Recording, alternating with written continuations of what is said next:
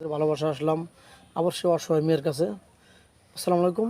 ওয়ালাইকুম আসসালাম। তুমি কেমন আছো আপু? এই তো আলহামদুলিল্লাহ ভালো। তোমার বাড়ি জানি কোথায়, তোর নামটা জানো কি একটু বলো দর্শকদের উদ্দেশ্যে। আমার নাম মায়া আর আমার হোম ডিস্ট্রিক্ট হচ্ছে ফরিদপুর রাজবাড়ী। ও আচ্ছা, তুমি আসলে কি জন্য আসছো, মানে অর্থ সহযোগিতার জন্য না আসলে একটা স্বামীর জন্য, কোনটা? সহযোগিতা হচ্ছে আমরা অনেক গরিব। আমি এর আগেও আসছিলাম, আমার মামা কাছে আমি বড় হয়েছি, কিন্তু কেউ এখনো কিছু বলেনি, এর জন্য আমি আবার আসছি আর কি। যে যদি সারা পাই, হ্যাঁ। তো যাক, তোমার যেহেতু 20 বছর বলছিলে না, জি ঠিক কিনা 20? জি। এখন তোমার তুমি কি মনে করো যে 25, 30, 35 হলে তোমার মেচুর হবে? সে যেরকমই হোক, সে যেন আমাকে ভালো রাখতে পারে বা আমিও তাকে ভালো রাখতে পারি। তার বয়স তো মেটার না। না তো। সে তার মন কিরকম সেটা দেখতে হবে, সে ভালো কিনা।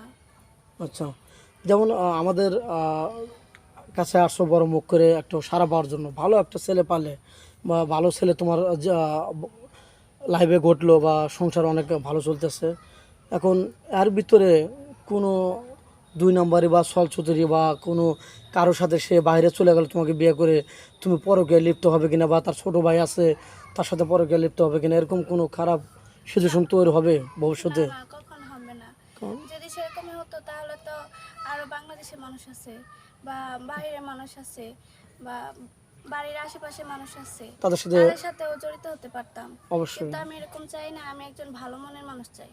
বুঝতে পারছি। আর তুমি বলছিলে তোমার একটা খালাতো বোন আছে, তার কি বিয়ে হয়েছে? না, ও খালাতো বোন আছে, না, মামাতো খালাতো বোন আছে, মামাতো এর বোনের বিয়ে হয় না, না? কারো বিয়ে হয় নাই, এখন সবাই তো গরিব। এখন তো মামার কাছে আছো না? জি, মামার কাছে তোমার আছে। আম্মু তোমার মামার কাছে থাকে, সব এক জি, বাড়িতে থাকো? ও আমার মামাই আচ্ছা, আর বুঝতে কি পারছি। এক পাশে তোমার আব্বু থাকে। নাই, তখন তোমরা মামার কাছেই জি। সবাই থাকতেছো। তো এখন যাই হোক, তুমি বিয়ের পরে তোমার স্বামীকে নিয়ে কোথায় ঘুরতে যাবে, কিরকম আশা, মানে কক্সবাজার বা সিলেট বা আছে না মানুষের একটু ভালো মন্দ আছে যে এক জায়গায় বেড়াতে যাবো আমার স্বামীকে নিয়ে, এরকম জায়গা সিলেক্ট করছো? এরকম বড় আশা নাই। আমার হাজবেন্ড যেখানে আমাকে ঘুরতে নিয়ে যাবে, ওটাই তার তুমি হ্যাপি, যেখানে ভালো খুশি? লাগবে সেখানে আমি যেতে রাজি। মেয়েটা এক কথায় গোবরে পদ্ম ফুল, অদূর অ্যাপালিটি থাকতো, টাকা পয়সা থাকতো, ভালো এক জায়গায় বিয়ে হতো। আসলে এই যুগে টাকা ছাড়া কেউ কাউকে চেনে না, অর্থ ছাড়া কেউ কাউকে চেনে না। ও গরিব বিদায় ওর এখনো বিয়ে হচ্ছে না, বা তেমনটা বয়সও হয়নি। ওর চিন্তাধারা যে ওর টাকা পয়সা থাকলে বিয়ে পড়াশোনা করে ডাক্তার বা যে কোনো একটা বড় কিছু হতে পারতো। এখনও কেউ বিয়ে করে যদি তাকে পড়ান, সে পড়তে রাজি। এখন সামনে এসেছে পরীক্ষা দেবে, বয়স 20, 2-3 বছর করোনার জন্য তার পড়াশোনা একটু গ্যাপ গেছে। আপনি বলতে পারেন যে 20 বছরে এখন এসেছে কেন দেন, 15-16 বছরে দেওয়া যায়। তার 3 বছর গরিবের জন্য, টাকা পয়সার জন্য 3 বছর গ্যাপ গেছে, কিন্তু মেধা ভালো, পড়াশোনাও ভালো। এখন যাই হোক, সে একটা সাড়া চাচ্ছে যে ভালো একটা মনের মানুষ পেলে তাকে আমি বলবো।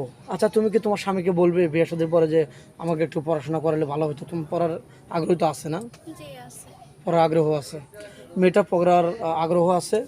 আর তুমি কি যৌথ ফ্যামিলি পছন্দ করো না সিঙ্গেল ফ্যামিলি? যৌথ। যৌথ, এমনটা কেন? আজকে তো মানুষ সিঙ্গেল চায়। কারণ একটা ফ্যামিলিতে মা বাবা ভাই বোন সবাই থাকবে, তাদের সাথে একসাথে ঘুরতে পারবো বা কথা বলতে পারবো, একটা আনন্দই অন্যরকম। মানে সবাইকে না আগ্রহ ধরে রাখতে চাও, জি। নিজের ফ্যামিলির মতো হ্যাঁ। একটা ফ্যামিলি প্যাকেজ থাকবে, তোমার কাছে খুব ভালো লাগবে। জি জি। তাদেরকে আবার কষ্ট মষ্ট দিবে না তো? না, কখনো এক না। সময় একটু মিষ্টি খাইতে চাইলো, তোমার কাছে একটা আপেল কমলা চাইলো, তোমার স্বামী তোমার দায়িত্ব দিচ্ছে, তুমি দেবে না, এরকম করবে না, না? না, কখনোই না। আচ্ছা, কারণ তুমি তো মুসলমান, নামাজ কালাম পড়া হয়তো, জি পড়ি। রোজা রমজান তো মানে রোজা তো রাখো, হ্যাঁ রাখি, আর নামাজ কালাম যতটুকু তো টুকটাক সম্ভব। পড়া হয়, 5 ওয়াক্ত পড়তে হবে মুসলমান আমরা, নামাজ তা কালাম তো পড়তে হবে। পড়তে হবে, যতটুকু পারি আর কি। সব সময় তো হয় না, গরিব মানুষ, কাজকর্ম আছে আর কি, বাসায় এটা রান্না বাড়া, টুকটাক যেহেতু সব করতে পারো। যে মামার বাসায় থাকি, কিছু তো করতেই হবে। আচ্ছা, তোমার ফোন নাম্বারটা স্ক্রিনে দিয়ে দাও, দেশ প্রবাস থেকে দেখে। আমার তো ফোন নেই। ফোন এখনও কেনেনি না? না। মেয়েটার ফোন নেই, দেশ প্রবাস থেকে দেখছেন, কেউ ভিডিওটা স্কিপ করবেন না। আর ভিডিওটা বাড়াতেও চাচ্ছি না, ভিডিওটা শেষ করে দিচ্ছে চাচ্ছি। আমাদের নাম্বার দেওয়া থাকবে, কেউ ভিডিও কল দেবেন না, অডিও কল দেবেন। ভিডিও কল দিলে ব্লক করতে বাধ্য হবে। ভালো থাকবেন, সুস্থ থাকবেন, এই বলে শেষ করে দিচ্ছে। আল্লাহ হাফেজ।